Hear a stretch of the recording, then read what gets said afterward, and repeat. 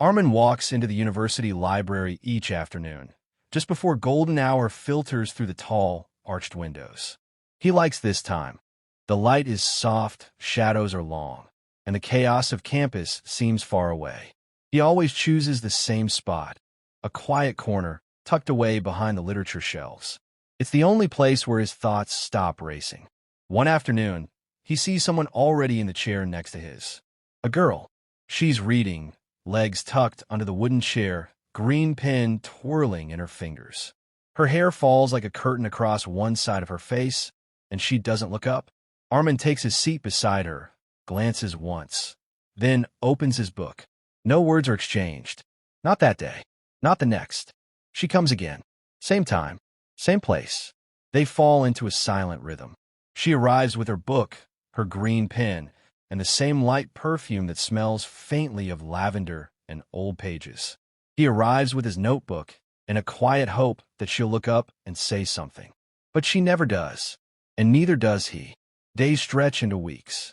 The distance between them remains only a few inches, but the silence between them grows sacred. Arman begins to memorize the small things. How she sometimes hums when she's focused, how her lips part slightly when she reads something sad, how she underlines quotes with careful strokes. One day, she drops her pen. He picks it up. Their fingers brush.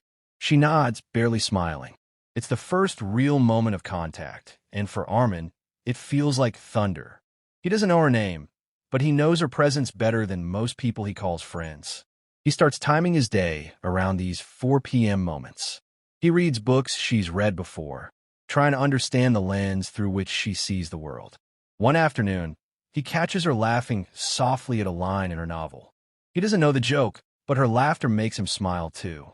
He thinks about speaking to her, often, but the silence between them has become its own language, fragile, unspoken, comforting. And so he sits, and so does she. And every day, the golden light returns. So does she, and so does he. One breezy October afternoon, the library fills quicker than usual. The sockets near Maya's usual seat are already taken. She quietly sits beside Arman, opens her laptop, and after a few moments, visibly sighs.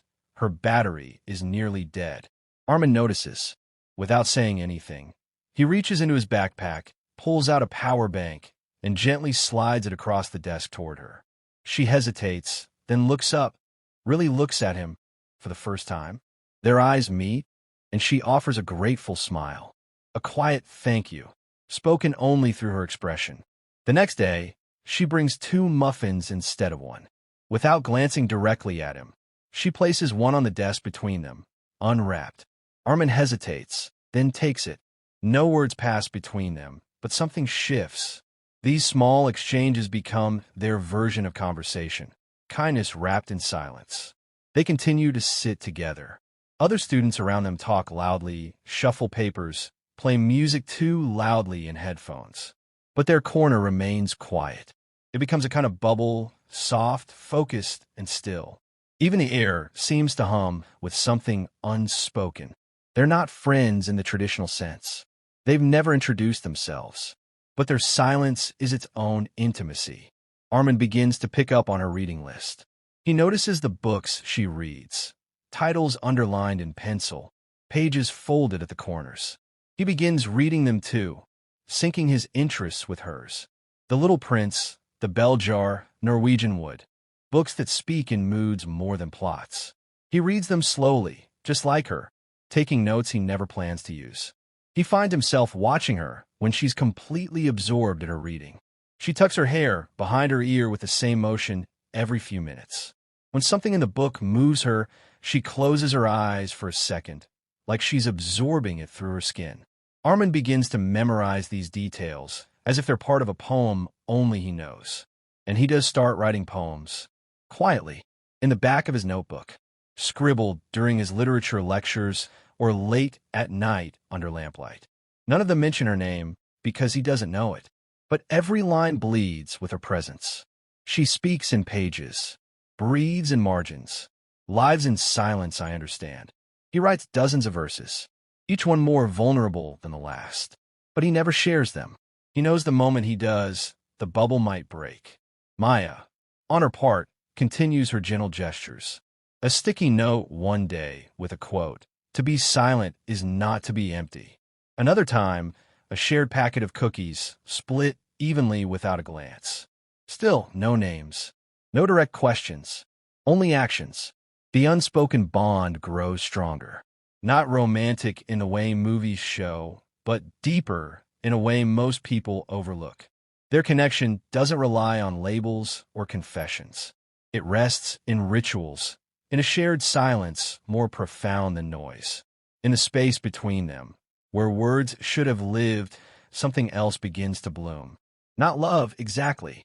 Not yet, but something very close. The weather shifts. The skies turn gray, and the first signs of winter creep into the late afternoon light. Arman arrives at the library as usual, 4 p.m. sharp, but Maya's seat is empty. He tells himself not to panic. Maybe she's running late. Maybe she got caught in the rain. But as the minutes stretch, his foot taps restlessly under the table. Outside, raindrops streak across the tall windows like slow tears. At 4:13 p.m., she arrives, soaked to the bone. Her hoodie clings to her, her jeans dark with water, and her usually calm expression is replaced with quiet exhaustion. She doesn't speak, just slumps in the chair beside him and opens her dripping notebook. Without thinking, Arman removes his hoodie and offers it to her. No hesitation, no drama, just a quiet act of care. Maya pauses, surprised. She looks at him, really looks, and takes it. She doesn't say anything, but her eyes hold a warmth that's louder than words. She slips it on. It's big on her. She smiles. That small smile keeps Arman warm the entire evening, even in his now hoodie-less t-shirt. The next few days feel different. Not in a bad way, just charged. Their routine has more weight now. Their silence feels fuller, as though it's carrying things unsaid between every heartbeat. Arman wonders if she felt what he felt, if the warmth in her smile meant something more. But peace is never permanent. A few days later, Arman arrives to find someone else sitting near Maya, a tall, talkative guy, clearly trying to impress her. His voice is louder than necessary, his jokes weak. Maya laughs politely, but doesn't lean in. Arman tries to focus on his book, but his hands tremble slightly as he turns each page. He glances up and finds the guy leaning closer toward Maya, his voice dipping in flirtation. Arman's stomach knots. He hates that he feels jealous. Or why does he have? They've never even spoken. Still, something aches. Maya gently turns the guy away with a polite excuse and closes her book. After the guy leaves, she doesn't look up for a moment. But then she does. She looks at Arman, not long, not obviously, but just enough. A glance. A pause. Almost like she knew. Arman's thoughts spiral that night. What are they? What is this connection they've nurtured for months in a cocoon of silence? He lies awake in bed, hoodie still damp from the day she wore it, and questions everything. Is he imagining this? Did he just romanticize proximity? Or does she feel it too? The warmth, the pull, the unsaid? Unable to contain it anymore, he opens his notebook. He begins to write a letter. Not a confession. Not yet. Just thoughts, messy, raw, unfinished. I don't know your name, but I know the way you turn pages. I know you like the smell of rain and that you underline quotes others skip. I know your silence better than most people's words. And maybe that's enough to say I care. He doesn't sign it. He doesn't know if he'll ever give it to her. But the letter exists now, and so does the feeling. Tuesday arrives like any other. The light in the library glows the same, soft and golden. The world outside remains quietly busy. Students rush past, chairs scrape against floors, books rustle on tables. But for Arman, everything feels slightly off. He sits at their usual table at 3:58 p.m., opens a book he doesn't plan to read, and waits. 4:02 comes. No sign of Maya. It's the first time in nearly 4 months she's not in her chair. Maybe she's late. Maybe she got caught up in a studio review or project. He waits longer. For 17, still nothing. At 4:40, he gets up and walks past the front entrance, pretending to stretch. He glances outside. The skies are clear. No reason for delay. No rain. No missed buses. By 5 o'clock, his chest feels heavier than his backpack.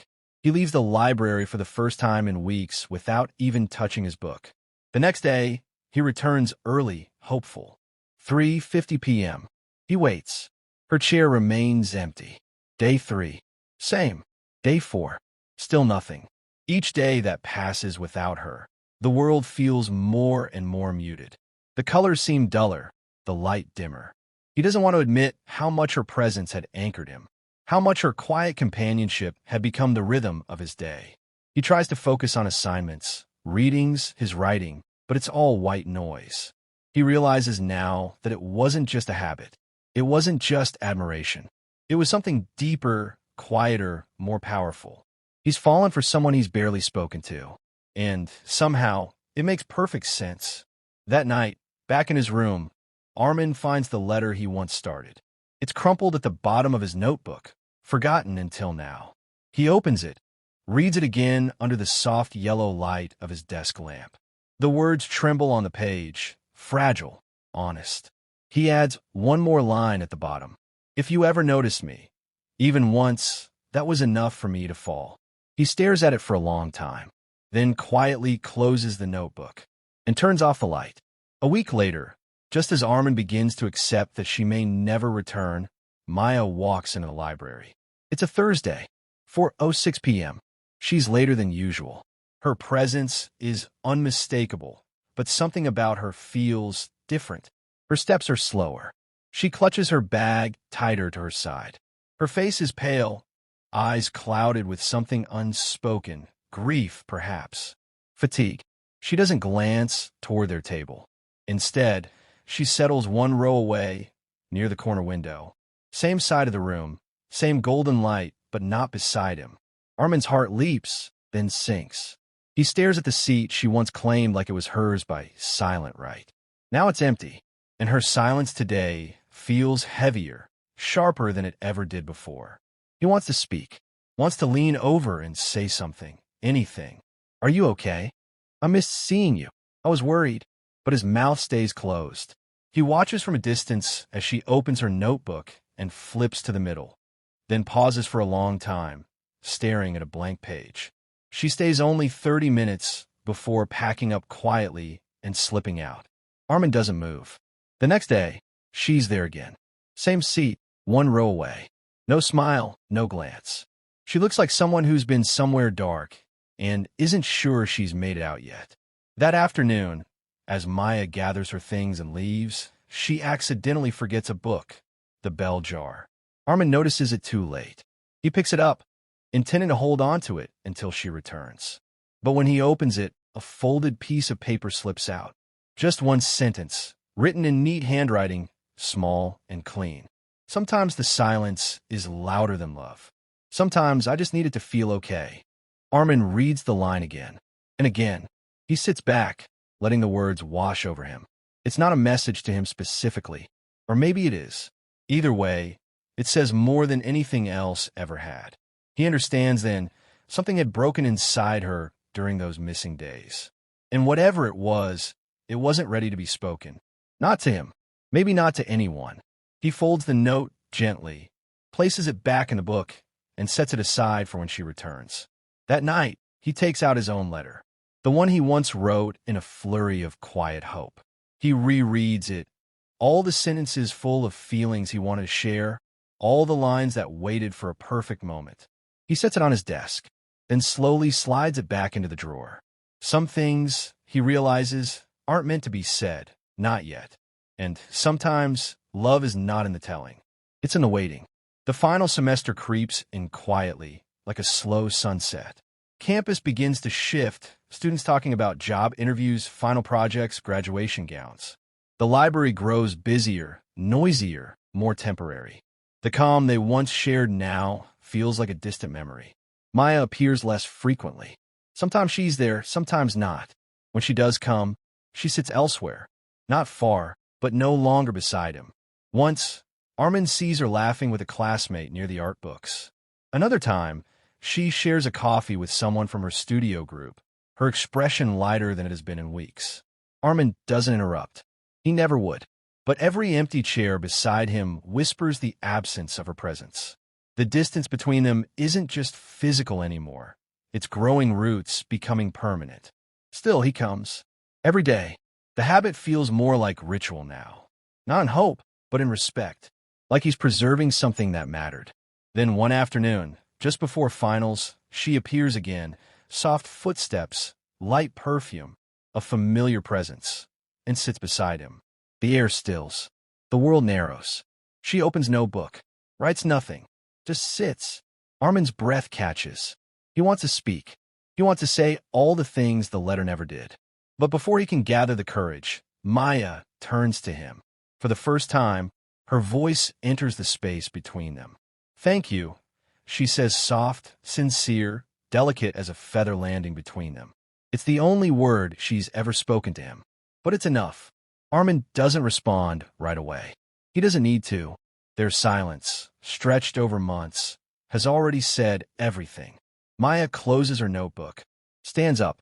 She looks at him for a lingering moment, her eyes gentle. Then she smiles. Not a wide smile, not a dramatic goodbye, just a quiet closing of a chapter. And then she walks away. No turning back, no explanation, no promise to return. Arman remains seated, frozen in that moment. The seat beside him still warm. He doesn't check the time, doesn't reach for his book. He just sits, for hours, like silence itself is mourning the parting. Years drift by like pages turning in the wind. Life doesn't speed forward for Arman.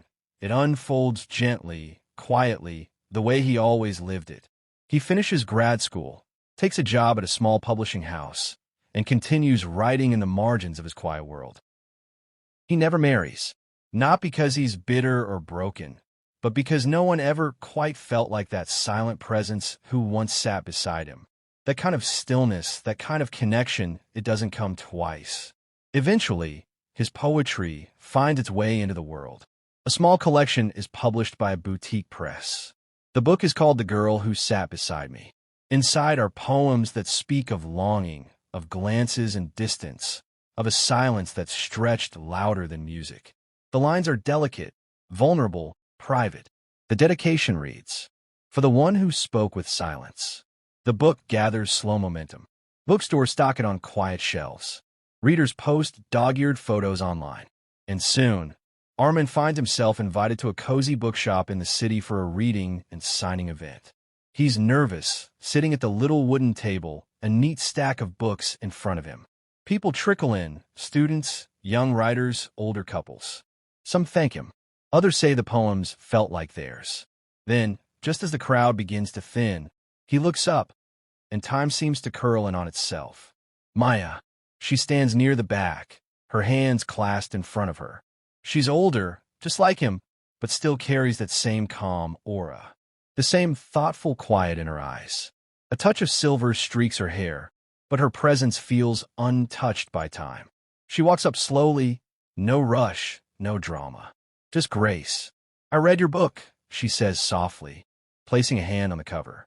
Her voice is low, familiar, like a whisper finally released. Arman doesn't move. He's not sure if he's dreaming.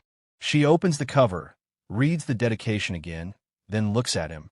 "I think," she says, her smile barely there, "I always knew."